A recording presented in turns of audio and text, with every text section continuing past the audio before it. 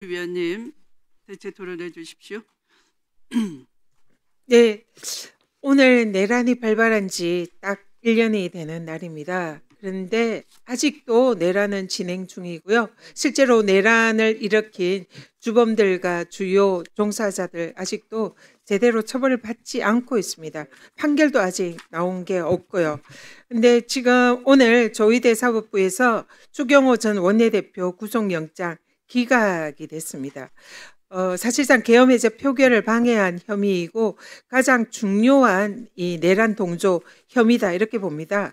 이런 구속영장 기각을 하는 것은 통상의 법원에서도 이런 기각이 그동안 예를 보면은 지나치게 이 특검의 수사를 방해하고 있는 게 아닌가 이런 지적을 할 수밖에 없습니다. 이런 기각은 국민에 대한 배신이자 내란을 종식하라는 국민의 명령에 사실상 반대하는 사법 유린이다 이렇게 생각합니다. 민주주의와 인권의 최후 보루인 사법부가 내란 세력의 방패막을 자짜고 있습니다. 그래서 국회에서 이제 더 이상 이것을 자시할 수 없다. 그런 마음으로 내란 전담 재판부 설치 법을 지금 이제 통과를 시키려고 하고 있습니다.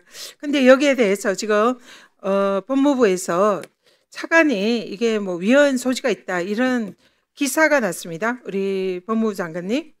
지금 현재 내란 전담 재판부의 구성에 법무부가 들어가 있습니다. 저희들이 만든 법안으로.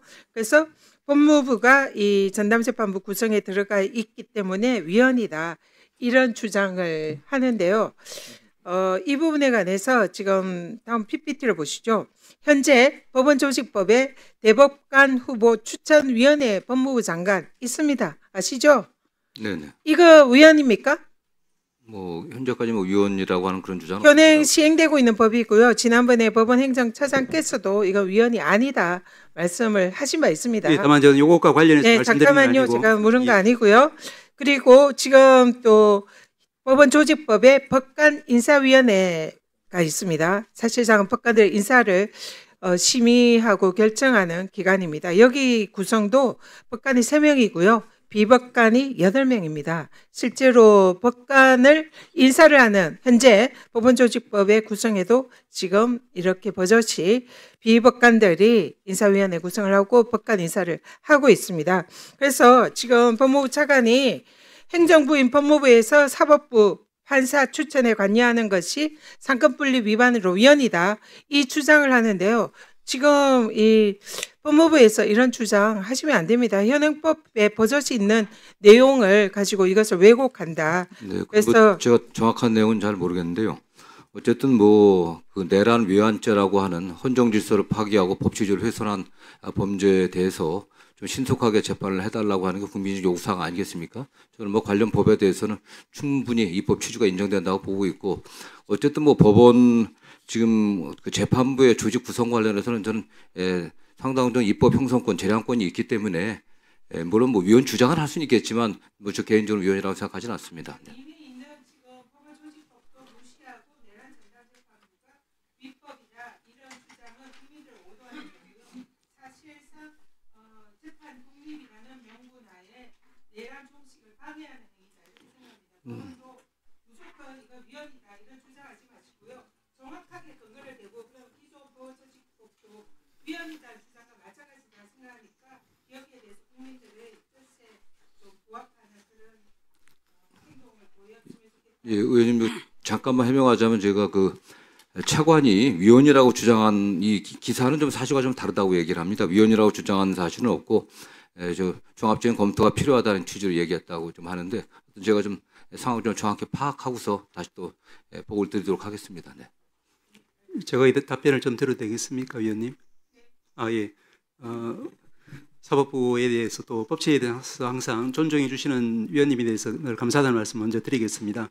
저희들이 여기 대해서 위헌적이라는 입장을 밝힌 이유에 대해서 간략히 말씀드리겠습니다. 첫 번째는 이제 위원님 말씀해 주신 것처럼 이제 대법관 후보 추천위원회라든지 법관 인사위원회라든지 하는 것은 대법관이나 이제 일반 법관들을 선발할 때 있어서 그분들이 모든 사건을 담당하게 될 텐데 그분들의 도덕성이라든지 또 그분들의 실력이라든지 이걸 이제 검증하는 절차지 이렇게 이제 특정 재판을 맡는 법관을 선정하는 그런 절차하고는 본질적으로 다르다는 점을 먼저 말씀을 드리고요. 그리고 이 부분에 있어서 이제 저희들이 이제 여러 가지 문제점 제기를 했지만 재판부도 구성에 추천위원회가 들어가지만 결국은 대법원장이 임명을 합니다. 대법원장의 권한이고요.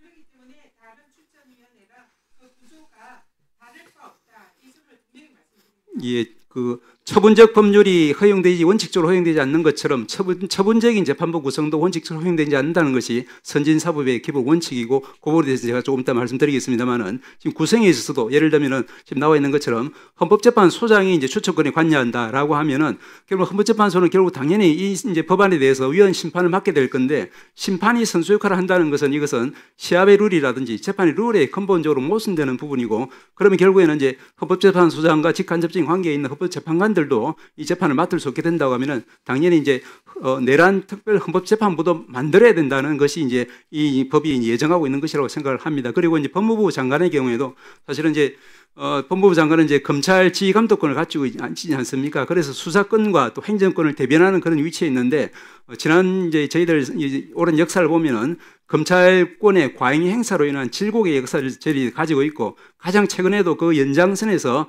그 검찰 책임자가 대통령이 됐다가 12.3 위헌적인 비상계엄을 하는 바람에 이렇게 이제 국민들에게 큰 피해를 지금 입힌 상황인데 이와 같은 직전의 역사가 있는데 이와 같이 이제 그 법무부 즉 수사권과 행정권을 대변하는 그런 기관이 우리 사법권의 영역에 들어온다는 것은 굉장한 이제 사법권 제한 내지 침해라는 것이 저희들 입장이라서 그 부분은 밝히지 않을 수가 없습니다.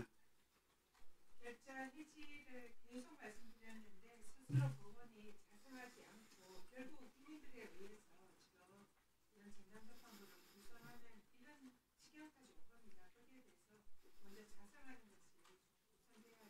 위원님 말씀에 공감합니다. 저희들도 지금 이렇게 여러 가지 이제 목소리가 나오는 부분은 결국에는 이 내란 재판에 대해서 공정하고 신속한 재판이 이루어지지 않는다는 국민들의 어떤 질타가 많기 때문에 거기에 대해서는 저희들이 반성하고 성찰을 하고 있습니다. 다만 이제 공정이라고 하는 것은 결국 우리가 이제 우리 헌법은 신급 제도에 따라서 1심은 2심으로, 2심은 3심으로 이렇게 신급 제도에 의해서 최종적인 이제 재판의 공정을 확인하도록 되어 있는 것이고 신속성이라고 하는 것은 사실은 이제 제가 여러 번 말씀드렸지만 이 담당 재판부가 1월 또는 2월까지 반드시 이제 사건을 선고를 하겠다라고 지금 공언을 하고 있는 상황이고 그 부분에는 저희들 사법부에 명운이 걸려 있다라고 저희들 생각하고 있습니다. 그런데 만약에 내란 특별재판부 법을 통과시켜서 재판이 그 위헌성 시비로 인해서 중지되어 버리면은 그 장기간 동안 재판이 중단될 텐데 국민들은 빨리 이제 이 내란 재판이 종결되기를 바랄 텐데 그 국민들의 염원에 역행하는 것이 되지 않을까 그런 걱정을 저희들이 하지 않을 수가 없습니다. 그래서 이 부분은 이제 지금 곧 임박한 선고를 지켜보는 것이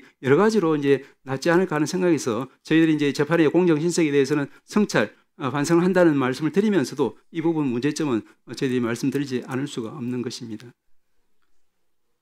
네, 최혁진 위원님.